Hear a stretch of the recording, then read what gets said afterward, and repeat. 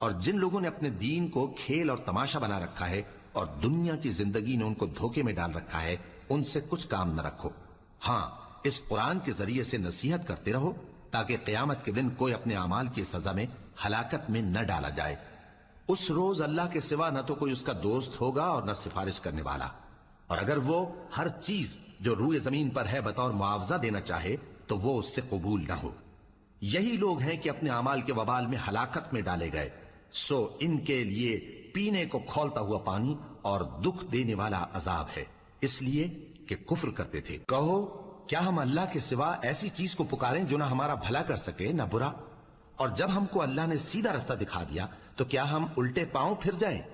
پھر تو ہماری ایسی مثال ہو جیسے کسی کو جنات نے جنگل میں بھلا دیا ہو اور وہ حیران ہو رہا ہو، اور اس کے کچھ رفیق ہوں جو اس کو رستے کی طرف بلائیں کہ ہمارے پاس چلا۔